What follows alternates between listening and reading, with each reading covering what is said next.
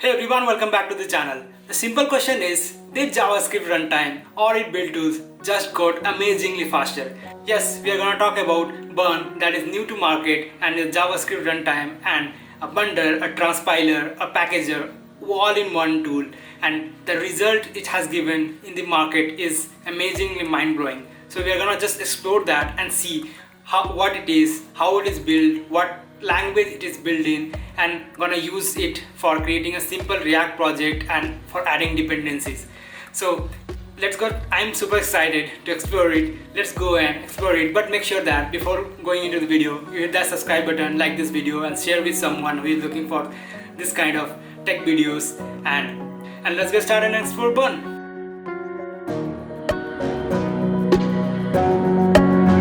Let's explore like what is Burn first. So Burn is a new JavaScript runtime into the market, and JavaScript runtime, just like Deno, just like Node. When Deno came in, the all hype was like, is Deno gonna replace Node.js?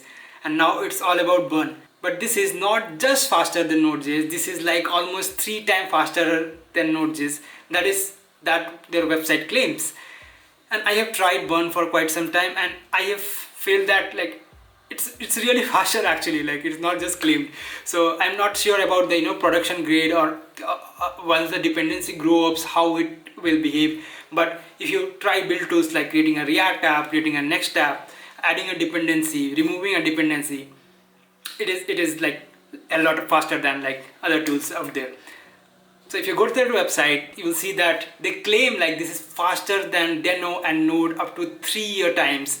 That is 3x time, and that is super amazing, right? So when this was released, I follow the creator of Burn on Twitter. I saw this particular metrics, and this metric gives lot about Burn. Like this is super duper amazing. If you see these metrics, like there are things posted like how some benchmark like creation of the app, bundling of the app, how fast it is bundling of the apps, and the creator claims that it can build over 1 million lines of JavaScript. Yeah, 1 million lines of JavaScript input per second, and that is blazingly amazingly fast, right? So the author also shared some metrics around the WebSocket, how it is coming up with WebSocket API, like how fast that input output is receiving and sending is. So these metrics were super amazing, and hope so it relies to it. So more about Burn. Burn is not only the JavaScript runtime, it also tells like it is being a great and complete tool that does bundling, that does transpiling, and also work as a package manager. So just imagine like adding npm packages using Burn. Like it can do runtime, it can bundle as well. You can write like TypeScript directly in your file, and Burn will transpile it for you. You can write JSX event line, and Burn will transpile for you, right? So the crux is it uses JavaScript core as a JavaScript engine, not V8 engine that is used by Deno or Node or your Google Chrome browser. So, and it also provides 90% of the Node APIs as well, along with many web APIs, and that support is extensively was needed when you are targeting a customer of Node or Deno, right? And if you talked about which language is it written, mostly like if you see many JavaScript engine, mostly they are written in C++, Rust, because they are blazingly fast. But Burn is a bit different. It is written in Jig, that is a low-level programming language and has a manual memory management. So their website says that this has low-level control over their memory and lack the hidden control flow, makes it simpler and faster to write the software. So ultimately their choice have been like amazing. JavaScript core, which is faster than traditional V8, and again like Jig programming language, which is very low level language, and that is also amazingly faster. And Jig is also for this only, like once Burn was released, it is getting traction that this language is too fast. Like if you're targeting building something like this, Jig could be the choice as of now. So more or less, like I have been using Node for a long time, writing backend application, using it as a runtime in executing JavaScript outside the browser. Crux of Burn is how it will gonna perform once you write production gate application, and there are a lot of dependency, lot of bundling. There is a lot of scope of bundling. There is a lot of scope of transpilation. There is a lot of scope of running JavaScript on the engine. But ultimately, if this goes well, this could be a potential replacement for other tools exist in the market, because this is amazingly faster, right? So let's go ahead and explore, like, install Bun on our system and create few apps and explore few dependency management as well. So let's get started. So before moving further, let's explore few of the Bun features in their documentation. Then we'll start with directly installing Bun and creating a Bun app. So as you can see, like, these metrics are provided by Bun creator, and this says like it almost like 3 times faster than Node and Deno. So almost like 3 times faster. It's not even like 1.5 or 2x, let's say. It's almost 3 times faster. So you can imagine like how fast it could be, right? So we'll see that definitely. So if you go down, like the top of the mind you'll get is like, new level of performance, because this, as talk, like, includes JavaScript core engine. It doesn't include V8 that is used by Deno and Node. It includes JavaScript core engine, which is relatively faster, and it not just JavaScript engine, but it also is a complete tool that does bundling, transpiling, and also works as a package manager. So you can install as well npm packages using Bun directly. So if you see, it says like it includes web APIs plus 90% of the Node API function, including path, file system, buffer, and many more. But the thing is, there are a lot of things that needs to be looked. It says like it is battery included, so everything is included in Bun. It have web APIs like fetch, WebSocket, readable, that is used for input output operation. Then it says like node modules, Bun implement node modulation algorithm. So we can also use npm packages in Bun.js, and there is an option of ES module plus CommonJS as well. So and in Bun.js every file is transpile, so you can write your TypeScript. Yes, you heard that right. You can TypeScript or JSX directly, and Bun will take care of that itself. And that is really amazing. I don't know like how it is providing a lot of things, but yeah, it's amazing. So if you go down, there are a lot of other features as well that you can look for.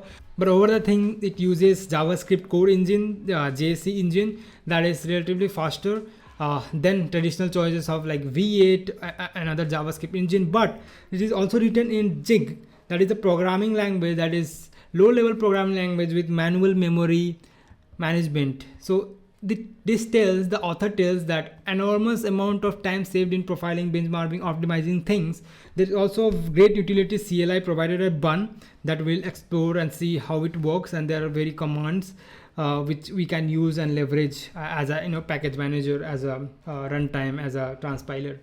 So I guess this is going to be super interesting. So let's get started with that. Okay, so let's go to this website bun.sh and explore few features of Bun. First thing, we are going to install Bun and see what are the different options it provides. So you can just copy this link from here and paste it in your terminal of your PC and install it. But I generally don't do the script directly on my terminal from the internet, because it could contain something that can make unintended change to my PC that I don't want. So that they have provided this script as well. You can go here and check it out what it does. So I've already checked it, and this looks fine to me. Also, I trust the author as well because I have been following him on Twitter. So this looked fine to me. So I copy this and paste it on my terminal, and I'll wait for some time and to get it installed, and then we'll start exploring the feature of Bun. So let's see how much time it takes for the installation of Bun itself. Let's see. Okay, I guess it is successfully installed, right? So I'll just export this environment variables. Okay, so yeah, it have been exported, added to my environment variables. Now if you run Bun, you can see there are a lot of options provided by Bun to do things, right? First thing is like we'll be doing is create. So if you do Bun create, it will give you some options that are available in Bun, and it can initialize the app directly. So if you see bun.create react underscore react app, this is the name of the project you want. So you can do this and it will create a react app. Let's just see, like, you know, if you have ever explored like create react app, you can actually see the difference, how fast it is. So I'll do just bun create react and my project name, for example, first bun, let's say react. I hit enter and it does things very fast. As just you create react app could take long time. I'm not sure about the dependency it brings in, that like create react app brings, but this is then also like very fast, right? Even if like dodging down some dependency. So you can do like, you know, cd first, you can go to the directory and just run bun dev and see this has started a local dev server as well. I can just go to this particular and I'll be able to see my react app most probably. Yep, I can see my react app now. So as you can see, it is very faster, and it's the same react app that is given by other tools as well. So now our app is running, and the next thing we are gonna try is we are gonna try installing an npm package using bun CLI in our app, right? So I identified this particular package that was for some time in the memes community, but still people are using it. Like this has literally lot of download, weekly downloads, just to determine it is an even number or not. That is crazy, but let's try this.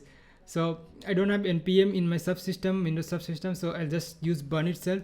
So if you type bun, you'll get this particular command that says add, and this adds a dependency of packet.json. So if you go to packet.json right now, you will not see anything called as is even. So what I'll do is I'll do bun add the package name. So if you go here, the package name is dash even. So what I'll do is I'll do is that even, and this was literally very fast though, like just click and it got added. And if you see packet.json, you'll see this is even is there. And now let's go to our app, and now let's do one thing. Let's bring this is even function and try it out something.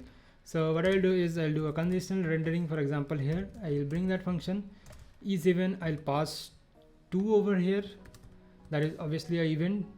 So if it is a even, you can return this heading, that's a 2 is even, and else what we'll do is then I'll do bun.dev, that will start my server, and it is running on localhost, and I'll go back to my browser and run it, and it brings the React app for us, and you see 2 is even. So with that, we have explored a few things about bun.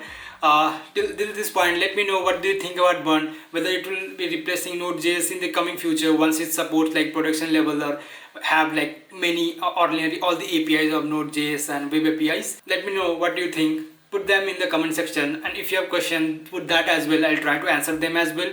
And consider sharing this video with your friends who might be interested in watching this, and like this video. Also make sure that you subscribe this channel, because I try to bring tech videos on this channel and JavaScript related stuff. So hit the subscribe button. Until then, I'll see you next time. Till then, take care. Bye bye.